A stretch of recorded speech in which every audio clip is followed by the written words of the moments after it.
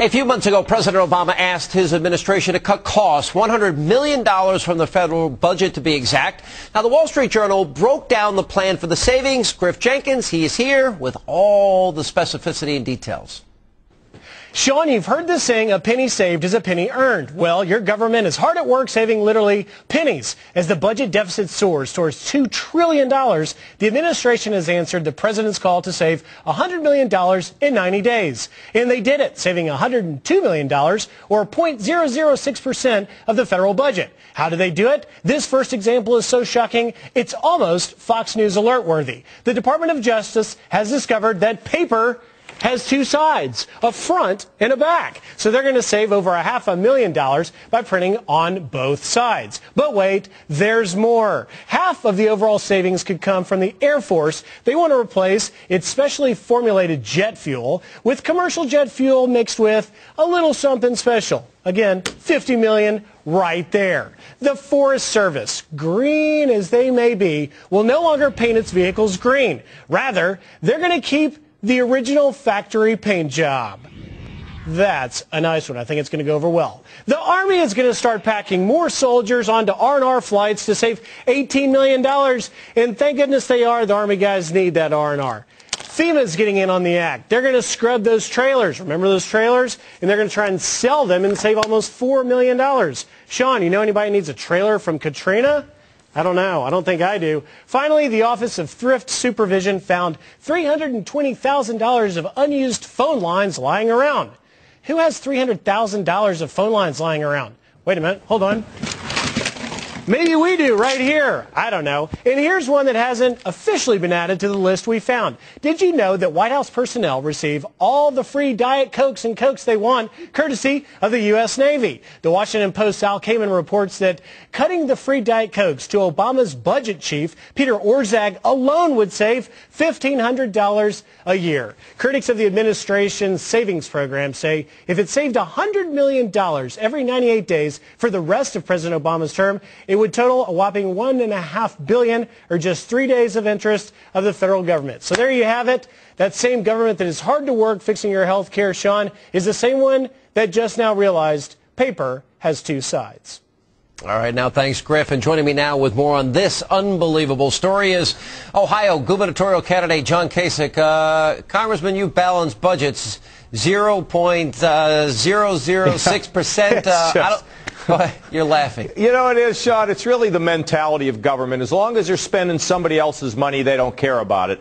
And frankly, this is really almost laughable if it wasn't so serious for the fact that the debt this year, this 1 year, is going to be almost $2 trillion, and they find a measly $100 million. It's a lack of leadership. It's been politicians historically. They don't operate like a family. They don't operate like a successful business. They pass the problem on to the next generation, and it's shameful. And we proved that you could dig into everything, make everything work better. You can downsize the government. It gives you room to cut taxes. And we remember the 90s. Remember when our 401ks were actually increasing rather than going down? Well, look, you got us on the path to this balanced budget. I talked with Governor Bobby Jindal today. They've cut government jobs.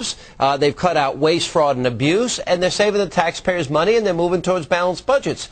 You know, when they talk about $100 million or $1 billion, when you're literally dealing with a $3.6 trillion budget, it's nothing.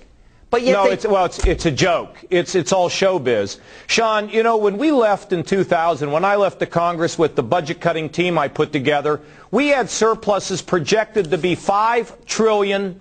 Imagine that. And now we're looking at a one-year deficit of almost $2 trillion. And, I mean, the trillions into the out years, they really threaten the strength of this American economy. What politicians have to do is forget the special interests, forget the special little rotten deals that they make with one another to take stuff home, put the taxpayers first, and remember their kids when they go to work, and act more like a family. But Congressman, soon-to-be governor, excuse me, but isn't this really all about PR? This is Hollywood. Let's create the impression that we're really fiscally conservative. Barack Obama did this his whole campaign. 95% of you won't see your taxes go up. it's really, it's almost lying, but you can't say that, right? Isn't it? Well, it's sort of like when he talked about we're not going to have an increase in the deficit if we pass this health care plan. We're going to come up with savings. We're going to appoint a committee to study.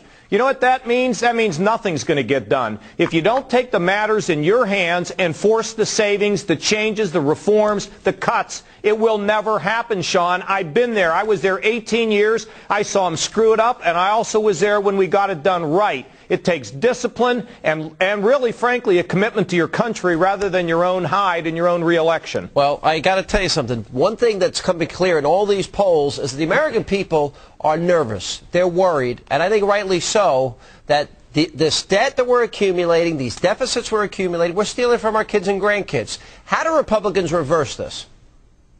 Well, they start standing up and doing things and not taking, let's start with earmarks. They ought not to be taking these earmarks so they can go home and cut ribbons. You know, when I left Congress, Sean, I never did those earmarks. When I left Congress, they had a parade for me to the airport to get me out of town.